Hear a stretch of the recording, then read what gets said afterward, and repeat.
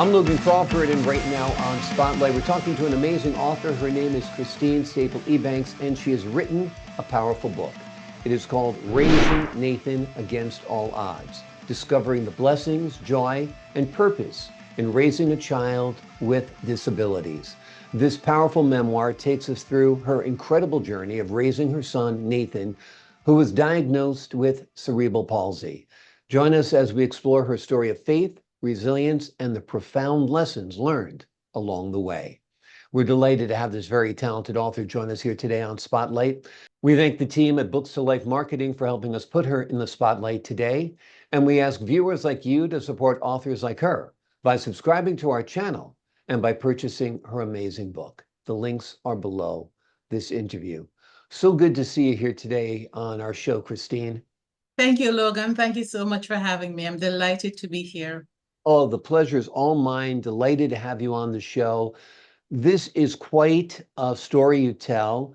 I'd imagine it was kind of a tough diagnosis you got when you realized Nathan wasn't quite like other children. Tell us Yes, about that moment. yes. I love the way you put it. So Nathan is my fourth child. And when I was pregnant with him at 5 months, he was diagnosed in uterine with a congenital diaphragmatic hernia, which required major surgery at birth. If it was not picked up, he would have actually died at birth because the condition caused a collapse of his left lung, and it pushed his heart out of the way because all of his intestines pushed from his stomach into his chest cavity and compressed his lungs. And so he was born, and he had major surgery at 3 days old. It was touch and go for a long time. We weren't sure he would survive, but he did. And he came home at 28 days, and we thought that that was it, that the journey was over. But then I began to notice, because he's my fourth child, as I said, so I began to notice that he was not thriving like the rest of his children. He was not tracking like he should. He was not just relating to the world. At 6 months, it was like he was still a brand new baby, was unaware of the world. And through that, I started talking with this doctor to say, hey, I'm not sure what's going on here. And a wait and see attitude was adopted, that because of what he'd been through, it might put him at risk for delays. And at 9 months, he was diagnosed with cerebral palsy. And that was the only thing we got, plus a list of what he would never, ever do at 9 months old. And it was a hard diagnosis to have. I didn't know what it meant. I thought it was a death sentence and that he would die. And I spent the first 2 years of his life just being really afraid that he wouldn't make it because there was no information. There are very few services in Jamaica. And it was around about that time that a friend of mine said to me, how is Nathan doing? And I started telling her, well, he needs therapy and there's no therapy. He needs to go to school and there's no school. And she stopped me and she said, no, I'm not asking about his diagnosis. How is he doing? And I asked, what do you mean? And she says, what is his favorite toy? What is his favorite food? What does he like to do? I didn't know because the diagnosis had actually masked my child. And she said to me, lady, have you met your child? She said, go home. The eyes are the windows to the soul. Go look into your son's eyes. And I went home. And I sat down with him and I said, hey, son, we're going to do something together. And I just held his face between my hands and I started looking into his face. And I don't know how long we were looking into each other's eyes, but suddenly I saw his soul. It just leapt out at me and it was beautiful and vibrant.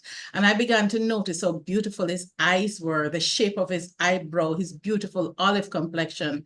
And we just both started laughing. And I said to him, hi, hon, I'm your mom. And he gave me that look as if to say, you're just figuring that out. But we had a good laugh about it. And that was when everything changed for me. And I decided that I needed to understand and learn more about what cerebral palsy meant, what it meant for me as a mother, what it meant for his development, what do I need to know? And that was what began the journey that eventually led to the book.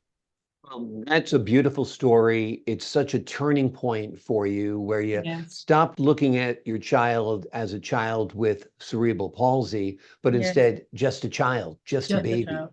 and appreciating him for what he was, as Yes. opposed to milestones and all of the other stuff that science throws out at you. So Yes. that's really, really great. Once you had that turning point, once you Mhm. had that epiphany, you started connecting with him more and I parenting him started differently. connecting with him more. I saw the child. So I started recognizing how I had ignored the child behind the disability for 2 years. When I looked around our home, every toy was therapeutic. There was nothing that was just a toy for a child. Everything, my whole life around him had become very clinical. And I had to shift that. I recognize that too, that I love to throw birthday parties and get together. He never had one. And so I started there with a group of friends, and we called it a praise birthday party. And we all just came together to celebrate him. And then I started seeing him. I started seeing the little nuances, like the glint in his eyes when he's about to do something he shouldn't do.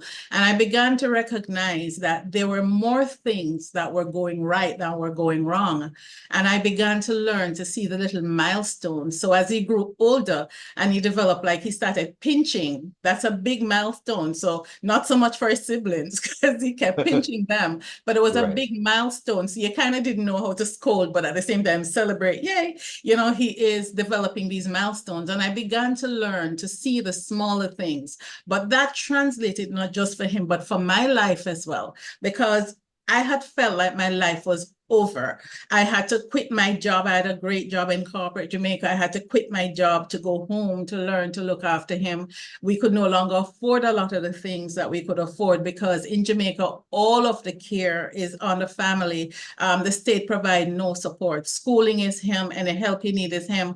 All the testing you need is him. And then in addition, because services are not available in Jamaica, we would bring him up to the United States periodically. That was on us, our family as well. But we started learning to see Nathan. So we started learning how to play with him, how to stimulate him without a lot of those other services that we needed. And we really began to enjoy him. And he's just such an amazing young man, always has been, always continues to be. Well, and as we spoke earlier before we began our show today, he just turned 20, which is Yes, a great milestone for him and every young man, of course. And that's wonderful. And no doubt he's achieved what he's achieved in life because of the love of his mother, his father, and siblings as well. You've yes, also started a foundation that'll help other people in yes. similar situations. Tell us about that. So when he was about 4, we took him for 3 months of rehabilitation in Florida. And I cried through all of it because I kept asking, why can't we have services like this back home? So I went back and I put on a workshop, and the intent of the workshop was just to share what I had learned with other families. And that's when I understood the magnitude that there was a significant number of children, over 25% of the children population, which is, just under 300,000 children who had some form of disabilities who needed support. I found out that the schools, that there were not many special education trained teachers in the schools. So many schools were flying blind. Many of the children were not in school. And so I started a foundation, the Nathan Ebanks Foundation, to become a voice to bring to light the issues of children and families. And through the foundation, I engaged with government, I engaged with civil society. I was able to attract a lot of volunteers in many of the specialist areas from United States and other countries. And I brought them to Jamaica. We put on workshops, we put on fair, we put on assessment, screening, speech therapy services. Literally does not exist for children with disabilities in Jamaica. And so I began to extend these services through the foundation, but at the same time lobbying government for policy change. And so today, a significant more number of children are in school because of that work, which unfortunately I no longer do because I don't live there, but I don't do it in that particular way anymore. But policies began to shift. The public awareness around disability began to shift because when I was growing up, disability was something you hide.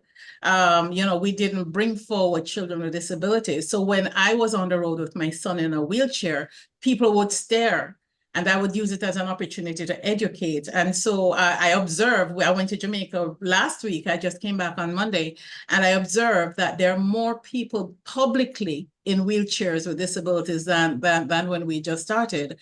And so there was a whole shift in the culture around how we see and support individuals with disabilities. And I always say to people that that gave purpose to my pain, because the pain was great and the struggles were great. And to be able to use it to speak in a practical, I call it the everydayness of life, and to speak about the everythingness of life when it surrounds individuals with disabilities. Because as I came to learn, there's people just don't know. And they don't know what they don't know until they know. And so I use the platform, even this platform, I'm grateful that it is bringing to light the public and the lived experiences of individuals with disabilities, because it's often hidden in the shadows. Absolutely. And people who have disabilities and physical challenges, mental also, should not live in the shadows. They should live in Yes, the sunlight like everyone else. yes. They have different abilities. They might not be like your son or that son or Mhm. this person's daughter or that person's daughter, but they are themselves and they are a Yes, blessing from yes, God, no doubt. What do you yes. hope readers take away from the book? So first and foremost, I just have to lift up the book. Nathan Yeah, helped to choose the cover of the book. wonderful. It's a Right. We beautiful wanted to cover. use a sunflower that represents life and represents just the many dimensions and the beauty that is encapsulated in the journey. And the book itself, it's real. When I was just going through what we're going through and I was looking for materials, I always got books from other parents that talk about the good parts of it, but it didn't tell me about the struggles and the other parts of it. So I felt alone. I felt that nobody was going through what I was going through, because none of the books resonated with me. They didn't represent my cultural space as well, where no services were available and where I felt disempowered. And so the book is written from the perspective to really give an inside look into what I call the hidden emotional pathways for families, so that somebody who's going through a similar path can find themselves, situate themselves and their families in the book, and know that they're not alone. The second thing is, in all the literature, even from an academic standpoint, very few book captures the father's perspective, very few books capture the sibling's perspective, and very few books capture the individual with disability sharing their own story. And so in this book, it brought all of that to life. And interestingly, just recently, a radio station did an interview with my husband for Father's Day to talk about a father's perspective on disability. And so many men tuned in to say, you know, we've always heard from the mother, it's good to hear from another man. And so each of my family member get to share their story in a non-judgmental way. And I cried through some of the interviews with them, because I was hearing things like, my oldest child was 8 when Nathan was born. So I had 8, 6, and 4, and then him. And the 8-year-old, who is now 28, shared that when he was born, she was so excited when I went into the hospital to have the baby that she gathered her siblings and, you know, cleaned up the home of the toys so that we could welcome home the baby. And then daddy came home without the baby, and he just said the baby was sick, and then mommy wasn't home either. And she had to soothe her siblings and cry herself to sleep. I didn't know that. And it broke my heart, because I didn't know how to have the conversation with them. I didn't even know they understood. And so I share those as lessons throughout the book, so that somebody else would come along to understand how disability impact the whole family, and how what the kind of tools that we created for ourselves to help us through, and how we integrated Nathan. So when we were leaving the hospital with him, an older nurse said to me, he's going to be very sick for a long time, because I've seen this before. But when you go home, the best gift you have given to him are his siblings. Go home, show them how to play with him, how to hold him, how to help care for him. So we have pictures of these little kids with pillows in their laps, holding their little brother because he still had bandages from the wound of the surgery and he was very fragile for a while. But we taught them how to relate to their brother. Today, sometimes they're more parents than my husband and I. Sometimes they want to tell us, you're not doing this right.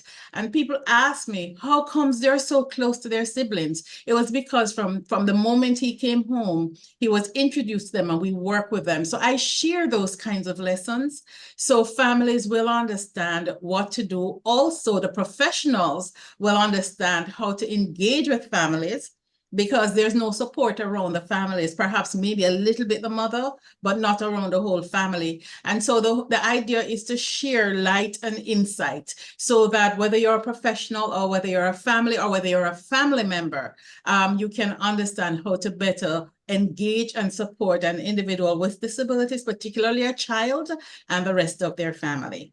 Wonderful, wonderful words, important work, great advice. The name of the book is Raising Nathan Against All Odds, Discovering the Blessings, Joy, and Purpose in Raising a Child with Disabilities. It's a powerful memoir, and it is a book that will be of great use to anyone who has a child with a disability or works with people who have disabilities. It'll give you great perspective, great insight. It's a wonderful read, even if you don't have a child with disabilities, yes, because it's a remarkable story of a mother, her children, her husband, and the child who came along who is just a little bit different than everybody else. Mm-hmm. Christine, thank you so much for joining us here today on Spotlight. Thank you so much for having me. And I just wanted to add that the book won an International Impact Book Award, which also is another great way to draw the story into mainstream literature. Absolutely, and it's well-deserved. It's a beautifully written book. It's a great story, and it's the story of your lives. So you should be very, very proud of the great work you have done. To the folks at home, I'm Logan Crawford, thanking you for your time this time. Until next time on Spotlight.